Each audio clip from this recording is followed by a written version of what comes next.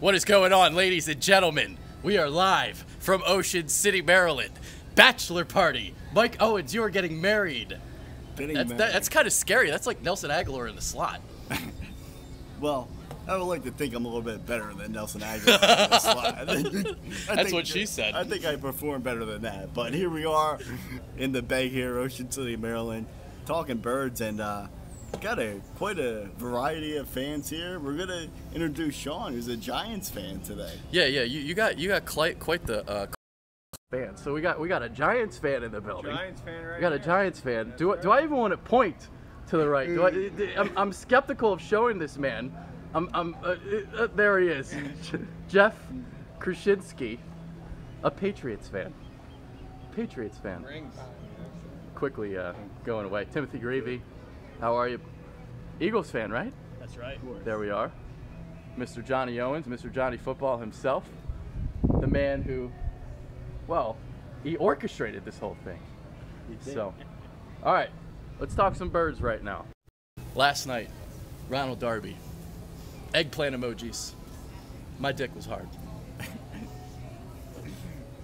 I'm sure it was, and I'm sure you rubbed it a few times because you got it after that interception, right? No more blue balls. Another almost pick. So, you know, the thing with Ronald Darby is the downside on him is he can't catch the ball. Well, I'll tell you what, it's a good thing he's a cornerback. He's not a wide receiver, so he's not supposed to catch the ball. But I'll tell you what, it's been a while since the Eagles have had a guy at cornerback that is, well, able to be in the right position first off, and able to knock down the pass. So if he can do those two things, I'm not too worried about him catching the ball. But he did a nice job. And if you go back, there was some things on Twitter today, and they showed the still shots of when he almost had that one interception. He wasn't even in the screenshot, but then he magically appeared. So, and that's the one thing they always say about Ronald Darby. Guy has great speed, and that's the one thing the Eagles haven't had at the cornerback spot in a long time. So I think the Eagles, they really made out in this trade because, you know, Darby is a guy that's going to help them this year, but he's also going to help them in the future, 5 years from now. And a guy like Jordan Matthews, he was a guy that would maybe help him this year, but down the road, he wasn't going to help him. You know, this Ronald Darby trade, we all know that it's made the Eagles the best team in the NFC East. For the Giants, it's going to come down to the offensive line. Eric Flowers at tackle. He is the $1 million man right now. Can he handle it? The Giants have the weapons with Beckham and Marshall. Evan Ingram as a rookie. But, we know the defense. We know the Giants have an elite defense. We know the Cowboys have an elite offensive line. The Eagles have a very good offensive line. At the end of the day, I think it's going to be between the Giants, Dallas, and Philly. And it's a hard division to predict. When was the last time we had repeat division winners in the NFC East? Do you know the answer to this question? Reed, 03, 04. Ah, so you know it. Look at that. Yeah. But of course, if you look at it Shut that up, way, Jeff. If you look at it that way, it's going to be between the Giants, the Eagles. The Redskins are always a wild card. They're always going to have that random 10-6 year. Yeah. You never know when that's coming. It's not coming this year. For the Giants, it's the offensive line. For Dallas, it's the drama. For the Eagles, it's the back seven. And Washington, again, I think Washington is probably the fourth best team in the division. Hard to say. But I think, again, early on in the year, the Giants play at Dallas. Philly plays at Washington. Those are big games. Division games are huge. I don't know. I think right now it's between the Giants, Philly, and Dallas. There it is. It's going to be nip and tuck all year long in the NFC East. Because even for myself, I got the Eagles now as the best team in the division, but 9-7 is what I have. I have the Giants at 9-7. I have the Cowboys at 8-8. So they're going to be battling it out all season long. We'll see what happens, and we'll see who is up top at the end of the season. Yeah, well, I think for the biggest thing for the Eagles right now, I think the biggest scare now or / mild concern after this last game is how the Eagles are going to use LeGarrette Blount. Because after the first two preseason games, it seems like Doug Peterson has this thing where he wants to run him to the outside and not north and south. Yeah. And it's almost looks like DeMarco and Chip. Yeah, we don't want to get to that point again. Yeah. So I'm hoping that it's kind of one of those things where Doug is just like playing around and seeing this thing works where running Blunt to the outside and whatnot. Because when the Eagles kind of got going on that one final drive there with the starters in the game, they ran, Blunt north and south, and they also were throwing the ball to Jeffrey, except he fumbled on that one play when they, threw the pass to him. But I'm just hoping that running him to the outside is just kind of something that they're trying to see if it works, and it doesn't, which is fine with me if they decide it doesn't work. But really the biggest thing with the Eagles is they're going to have to be able to run the ball. So if they can get Blunt running north and south, get 3-4 yards of carry, then I think they'll be fine. Their problem what they're going to run into is if they do these things where they try to run him to the outside, you lose 1 or 2 yards on first down, then you're in a hole. Then we get into Chip Kelly all over again. Well, no swing passes for no gains this time. That's for sure. Yeah, I'm curious what's this all about. Are they just evaluating offensive linemen? Because they're running the same plays for all the running backs. It's not just LeGarrette Blunt. We're seeing it with Donnell Pumphrey. We're seeing it with Corey Clement. So I think that's what's going on. Because you cannot be stupid like Chip and run Blunt out wide. It is just irrational thinking. Just illogical. It's not possible. Well, run them up the gut. I'm hoping that they run them up the gut, but we'll see. Like I said, that one drive there on their final drive when they got going, they were running him up the gut, and he was productive. So that's the type of back that he is. So I think what's tough to tell about the preseason is that was a game that they really didn't play Sproles, and Sproles is the type of guy that you're going to be throwing passes to. He's the type of guy that you're going to run along the outside. We haven't showcased anything yet because we haven't seen the 6 offensive linemen. We haven't seen Sproles in any design sets. We haven't seen Pumphrey and Sproles out there together. So I think when you're, offensive side, I think the biggest takeaway for me on the defensive side of the ball is that this is the first time that we've really seen Swartz really bring the pressure. He brings a blitz in a preseason game. Why? And hell, I'm at the point where I say bring the blitz because it's working. Yeah. They're getting pressure and Did you see McLeod time that thing yesterday? And the funny thing is that wasn't supposed to be McLeod. That was supposed to be Darby making that play. But obviously Darby, he hasn't even been here a few days yet, so he's still getting adjusted to the offense. But yeah, I'm at the point where I say, you know what? Bring the pressure, do whatever you got to do. You got to go back to the Jim Johnson ways. I think that's the way to do it. But through the first 2 preseason games, I think everybody expected the offense to dominate. But it's kind of been the opposite way around. It's been the defense that dominated, and that's fine with me because if we can get the defense to play the way that you're playing, the offense then just needs to be good to get the job done. You know who looks really, really promising? Barnett. Oh, my God. And I'll tell you what. Don't worry, Sean. We'll get back to some Giants talk a little later. But again, the eggplant emoji with squirting raindrops with Derek Barnett. Well, I'll tell you what. The key with Barnett is he already is better than Marcus Smith. He's better than Marcus Smith. He's better than Vinny Curry. He should be starting.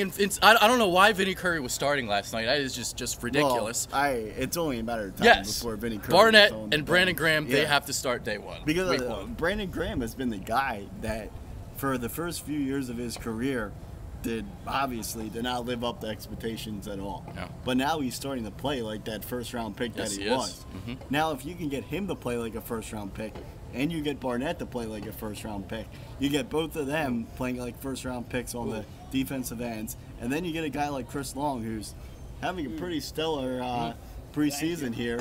He's a good rotational player. You get him in there. You get him along there. A guy like Means. Means is playing well. Means business. So I think that the Eagles are definitely set at the defensive end position. Oh, and so much fun we can have with these names. Long Cox, Long Timmy. We could do it all with this. They've also got Green, but he's probably not going to make the team. Green Cox now, that would be a little weird. That's like heading into like Byron Maxwell territory, Mr. Alien himself. Yeah. There you go. All right, let's get the Giants fan back in here. Let's get Sean back in here. So, all right, let's Giants talk just a little bit. What are you most concerned about heading into the year for that team. Offensive line, I've said it before, I'll say it again. It all comes down to the offensive line. The defense, Giants have a very strong back seven. Eli Apple, Janoris Jenkins, DRC. You're familiar with him. He was an Eagle. Yes, I am. Landon Collins took a huge step last year. I like to see him continue to grow. One thing about the Giants that I think hurt them in the Green Bay playoff game, getting to the quarterback without a blitz, just four-man pass rush. JPP, Olivier Vernon, they gave him a lot of money. He's got to get to the quarterback consistently. I thought he kind of disappeared in that Green Bay game. I need to see a little more out of him. The Giants are defensive driven, which again, the last two Super Bowls, they had the strong defensive line. They're going to need to continue to have that. The offense, again, Eli is not a mobile quarterback. He needs time. He needs to be able to, develop the play action, throw the ball down the field. Eric Flowers, he was their first-round pick a couple years back. He's been a bust thus far. He's young. In training camp, he's a little wishy-washy. He's the wild card. If they can have an offensive line and they can give Eli some time, they can do some things. They can move the ball down the field. They got Beckham. They got Brandon Marshall. I mean, it's a very volatile wide receiver core. Beckham. Beckham is kind of already, he's talking about being the highest paid player in the NFL. Brandon Marshall, apparently, he's an adult now and he's seen the light. But again, who knows? He's been on a million teams. As a Giant fan, seeing the Larry Donnell, Will Tye, bumbling and fumbling. Well, now you got Evan Ingram. Passes. So you excited about Evan Ingram? Yeah, again, they haven't had a tight end who can catch the ball probably since Shockey and make a threat. So they need a tight end.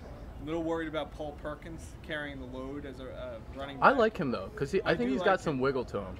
But, I heard a rumor, and now don't quote me, I heard a rumor that Ryan Matthews was actually spotted at the Giants practice facility. That would make sense as a signing. With an offensive line like the Giants have, I don't know how long he'll be able to stay healthy. That's the issue.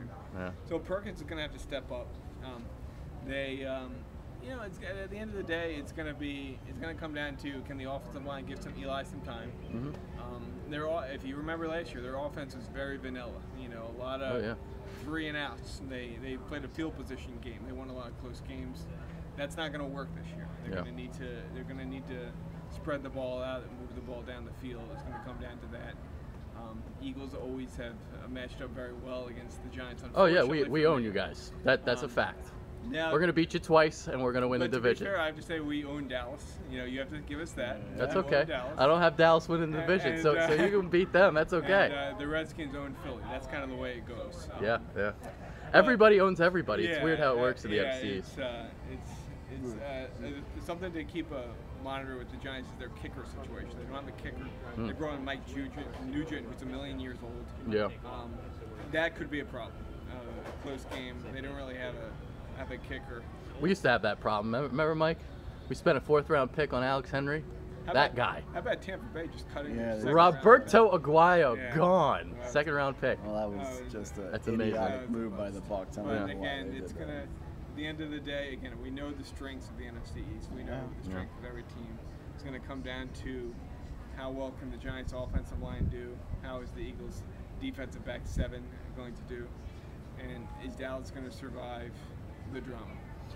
See, what happened last year with the Eagles and Giants, they were able to play the quick 3-step passing game against the Birds. That's how they beat them in Giant Stadium. Is it still called Giant Stadium? Is that what it's called? We still call it that. Still call it Giant Stadium. So, but now you enter Ronald Darby into the equation, and that helps out with Odell Beckham. I believe when they faced off a couple years ago, held Beckham in check. Now Darby didn't see him a lot because back then Stephon Gilmore was the #1 corner. But when they did face each other, because they both kind of have that quickness and shiftiness to them, the way Darby can flip his hip. So I think he can handle Odell maybe a little bit. Dez, I think he might struggle against. But Odell Beckham, we'll see. Because Eagles, if they stop Beckham, Eagles have stopped Beckham. If you remember the first game at Giant Stadium, if you remember the Giants got some quick scores. Hit Sterling Shepard for a touchdown, scored 10. That Oh, game yeah. kind of stabilized. What kills the Giants against the Eagles, for whatever reason, maybe you can help me with this, the Eagles look like the '85 Bears against the Giants. Eli has no time. The Giants' offensive line gets dominated by the Eagles' defensive line Yeah. regularly. It's That's why big we go- got Barnett. Well, it's a complete mismatch. That's the O line stinks, and then you got the Eagles' defensive line, which is one of the best units in the And league. it's just a mismatch. It Yeah. doesn't work out. If you remember that second game in Philly, Eli threw a pick early and right off the bat. And, you know, I have to say, as a Giant fan, Darren Sproles is a pain in the ass. I can't wait to Damn he's right. off the team. The guy's a million years old. He's just a pain in the ass. But he's still relevant, so you still got to defend him. Yeah. But, yeah, I mean, the Eagles have been a pain in the ass for the Giants. Fossil used to own the Eagles back in the That's late true. 90s, early 2000s. Yeah. But since the Coughlin era and now into McAdoo, Eagles have just had our number. So, again, if you think Dallas is irrelevant, what do you think? Dallas is 8-8, 7-9? Well, I think they go to 8-8 with the With the suspension. suspension. We'll see how long it is, because if it gets reduced from 6 to yeah. 4, They play the Packers in Week 5, so that is imperative. Well, I think a big deal with the suspension is when it comes down, because Yeah. the appeal is going to come. If I'm Dallas, you want the suspension just to happen right away. If they drag this out, It's a good point, because that was like Lane Johnson's situation. Exactly. If they let Yeah. this happen later in the season, I think that's where it could really affect Dallas. You just want to get this thing out of the way. Yeah.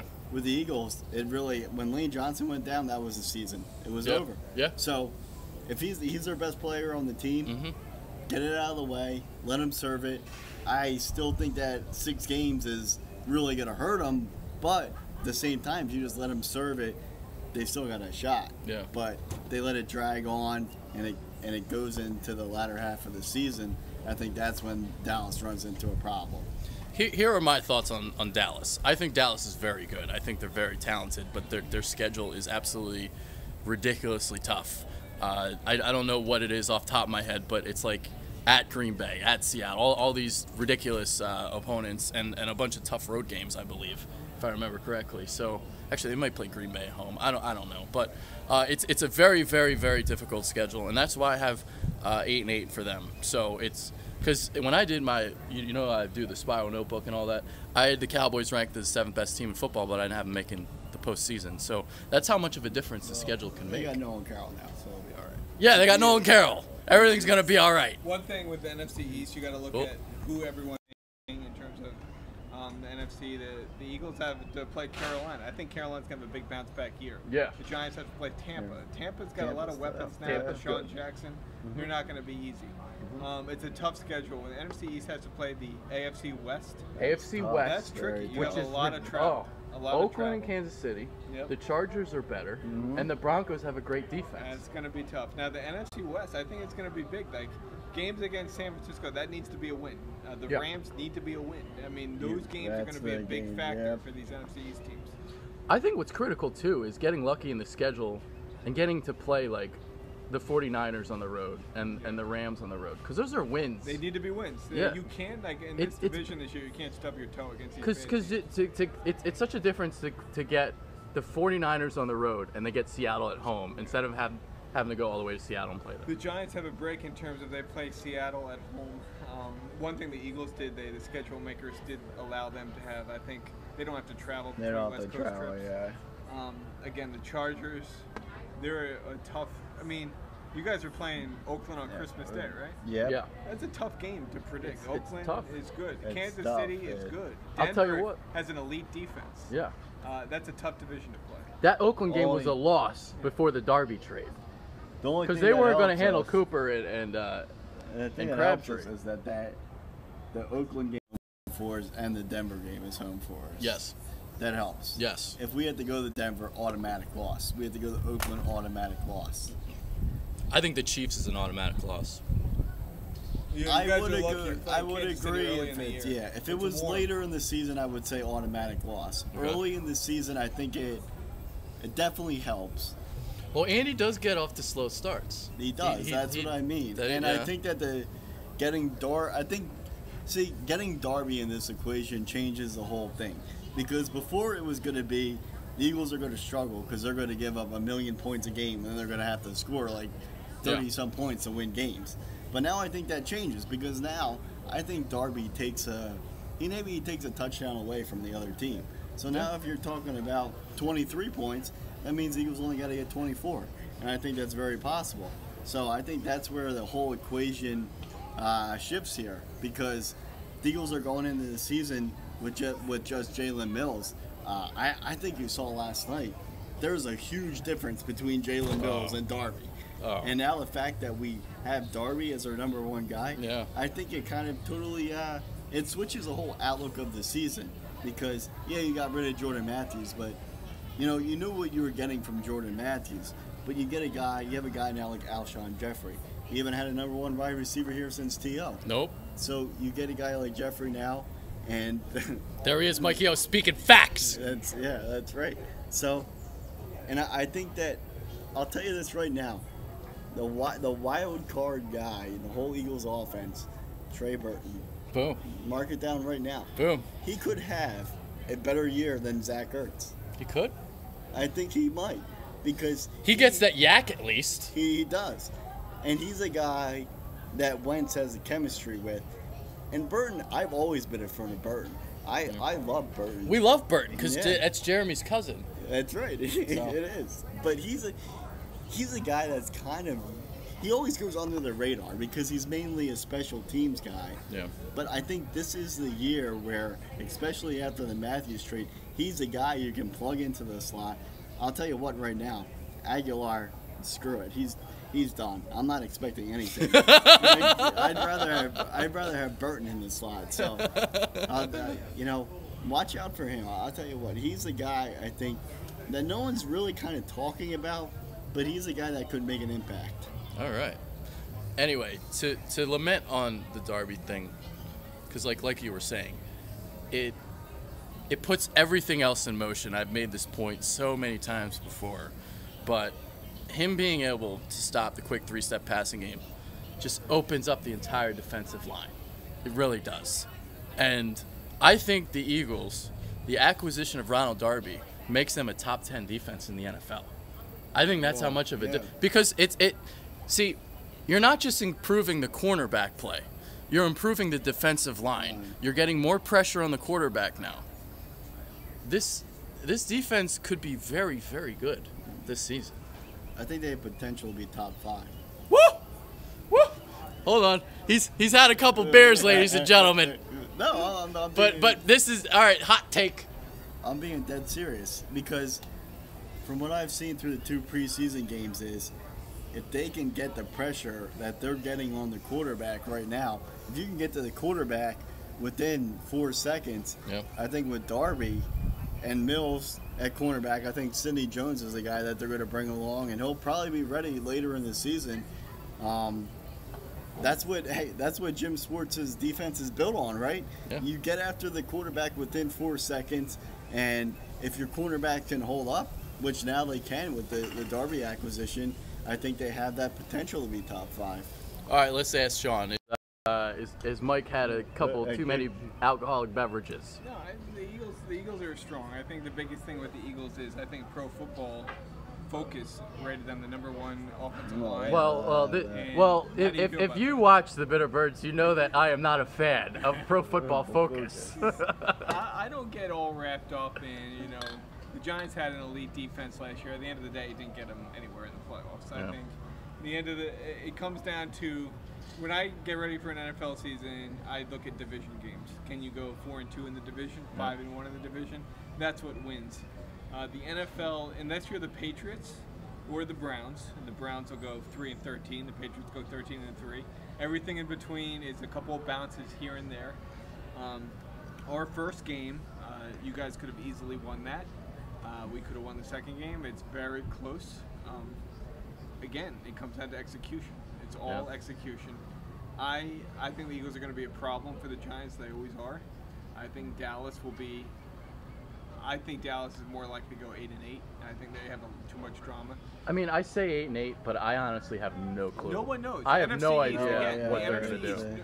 If you're sitting there and you're saying, who's going to win the NFC East? You can't. You don't know. Yeah, yeah. Again, there hasn't been a repeat winner since the McNabb-Reed era for Philly. That was an eternity ago. Yeah. You can't. It's hard to say. It comes down to execution. It comes down to winning the close games. I think the Eagles have done a very good job in building up. Since the Chip Kelly depleted the talent, they got Roseman back in charge here. Peterson seems to be a he's under the Reed tree. You know, he's someone they like. They can he's a yes man. No firecracker. He's a yes man. Exactly. You can control him like a puppet. You respect that though as a head coach. I think